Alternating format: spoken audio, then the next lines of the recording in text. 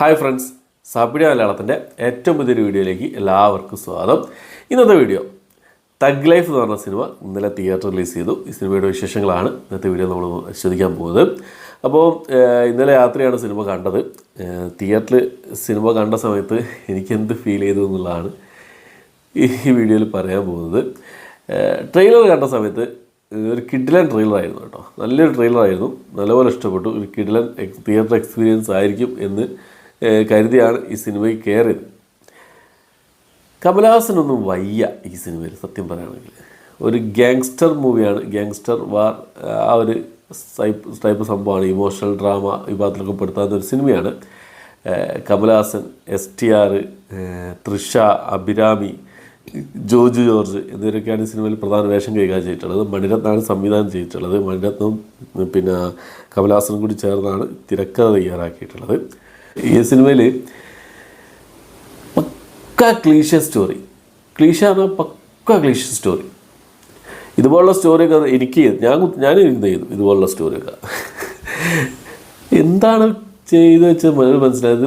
Full predicted വെച്ചാൽ full predicted, ഒരു ഇതുമില്ല. ഫസ്റ്റ് പോലെ അവസാനം വരെ നമുക്ക് പ്രിഡിക്റ്റ് ചെയ്യാവുന്ന സാധനം, ക്ലീശ സാധനം. പിന്നെ തൃശ്യൊക്കെ അതിൽ എന്തിനാണ് അഭിനയിച്ചത് മനസ്സിലായത്. തൃശ്ശയുടെ ആ റോള് ഇല്ലെങ്കിൽ തന്നെ സിനിമയുടെ കഥ മുന്നോട്ട് പോകും. ഇതിൽ ആകെ ഒരു പോസിറ്റീവായിട്ട് എനിക്ക് തോന്നിയ കാര്യങ്ങൾ നോക്കിക്കഴിഞ്ഞാൽ, ഒന്ന് പിന്നെ റെയിൽവേ സ്റ്റേഷൻ ഒരു ട്രെയിനിൻ്റെ അടുത്തുള്ളൊരു ഒരു ഫൈറ്റ് ഉണ്ട്. ഇൻട്രോന് ശേഷം ഒരു ഫൈറ്റ് ഉണ്ട്. അത് വളരെ നല്ല അടിപൊളിയായിരുന്നു. പിന്നെ ക്ലൈമാക്സിൽ ഒരു 20 മിനിറ്റ് സൂപ്പറായിരുന്നു. സൂപ്പർ എന്ന് പറഞ്ഞാൽ ആ ഒരു ഫൈറ്റ് കാര്യങ്ങൾ അത് മാത്രമേ ഒരു പോസിറ്റീവായിട്ട് എനിക്ക് തോന്നിയുള്ളൂ. പിന്നെ ജോർജ് ജോർജിൻ്റെ ക്യാരക്ടർ പ്രത്യേകിച്ചൊന്നും ഇല്ല ചെയ്യാനില്ല, പക്ഷേ പെർഫോമൻസ് വൈസ് നോക്കുകയാണെങ്കിൽ കിടിലായിരുന്നു. പിന്നെ STRൻ്റെ പെർഫോമൻസ് ആ ഒരു മീറ്ററിന്ന് താഴെ പോവാതെ ഒരേ ലെവലിൽ കൊണ്ടുപോകാൻ പിന്നെ അദ്ദേഹത്തിന് സാധിച്ചിട്ടുള്ളതാണ്. പിന്നെ കമലഹാസന് എടുത്ത് നോക്കുകയാണെങ്കിൽ പല സ്ഥലത്തും അദ്ദേഹത്തിന് വയ്യായിക ഫീൽ ചെയ്യുന്ന പോലെ തോന്നി. ഒരു ക്ഷീണം പിടിച്ച ഒരു ക്യാരക്ടർ, ആ രീതിയിലാണ് എനിക്ക് ഈ ഒരു സംഭവം. പിന്നെ ഫസ്റ്റ് ഒരു 10 മിനിറ്റ് ഒരു DAGing സംഭവം, ഒരു ഫ്ലാഷ് ബാക്ക് സംഭവങ്ങളൊക്കെ കാണിക്കുന്നുണ്ട്.